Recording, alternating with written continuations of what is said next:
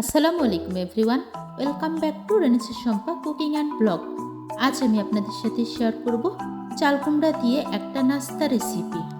আশা করি আমার আজকের এই চাল কুমড়া দিয়ে নাস্তা রেসিপিটা আপনাদের কাছে বেশ ভালো লাগবে। চাল কুমড়া কিন্তু সচরাচর আমরা রান্না করে খাই, ভাজি করে খাই, বিভিন্ন ধরনের রেসিপি তৈরি করি। কখনো হয়তো এভাবে নাস্তা রেসিপি তৈরি করা হয় না। চলুন বন্ধুরা, মূল রেসিপিতে যাওয়া যাক। এখানে আমি নিয়েছি ছোট সাইজের একটা চাল কুমড়া।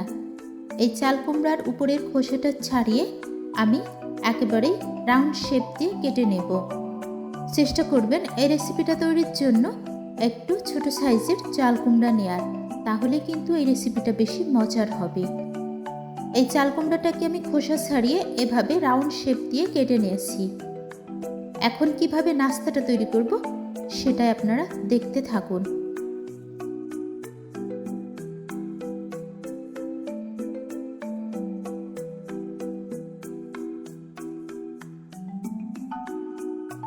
দিয়ে নিচ্ছি সামান্য একটু লবণ,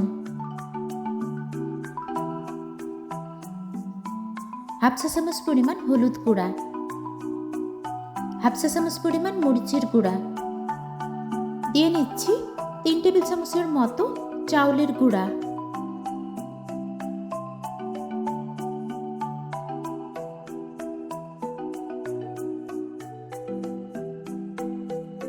সবশেষে দিয়ে নিচ্ছি 1 টেবিল চামচের মতো সরিষার তেল।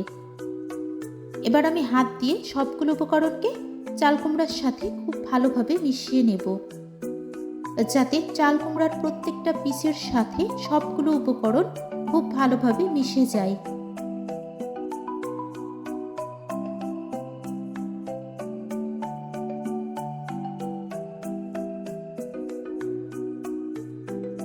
উপকরণগুলোকে চাল কুমড়ার সাথে মিশিয়ে নেওয়া হয়ে গেছে। এখন আমি চলে যাব রেসিপিটা তৈরির জন্য। আপনারা যারা যারা আমার ভিডিওটি দেখতেছেন কিন্তু এখনও লাইক দেন নাই, আমার ভিডিওর কোনো অংশ যদি ভালো লেগে থাকে অবশ্যই একটা লাইক দিয়ে দেবেন। গরম কড়াইয়ে দিয়ে নিচ্ছি পর্যাপ্ত পরিমাণে সরিষার তেল। তেল গরম হয়ে এসেছে, এখন আমি এই নাস্তাগুলোকে ভেজে নেব। এগুলাকে লাইট ব্রাউন কালার করে ভেজে উঠিয়ে নিতে হবে। আর আমি যেহেতু চাউলের গুঁড়া দিয়েছি, এটা কিন্তু খেতে অনেক বেশি মুচমুচে হবে। বিকালে চায়ের আড্ডায় যদি এরকম মুসমুসে চাল কুমড়ার রেসিপি থাকে তাহলে কিন্তু বেশ জমে যাবে। সেমভাবে আমি বাকি রেসিপিগুলোও ভেজে নেব।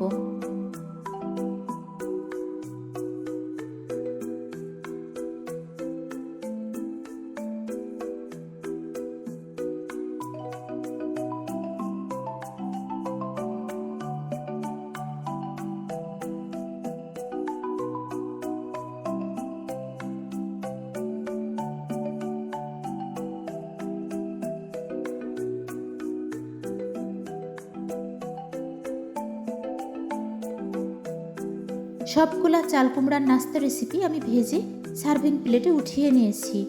এটা কিন্তু গরম গরম খেতে জাস্ট অসাধারণ লাগে। দেখতেই পারছেন কতটা লোভনীয় হয়েছে।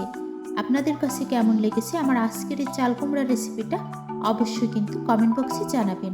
যারা যারা এতক্ষণ আমার রেসিপিটার সাথে ছিলেন সবাইকে অসংখ্য অসংখ্য ধন্যবাদ ধৈর্য সহকারে আমার রেসিপি দেখার জন্য। সবাই ভালো থাকবেন, সুস্থ থাকবেন। ফিরে আসবেন ইনশাআল্লাহ আবারও নেক্সট কোনো রেসিপি নিয়ে। আসসালামু আলাইকুম, আল্লাহ হাফিজ, থ্যাঙ্কস ফর ওয়াচিং। দয়া করে খাবার নষ্ট করবেন না, প্লিজ ডোন্ট ওয়েস্ট ফুড।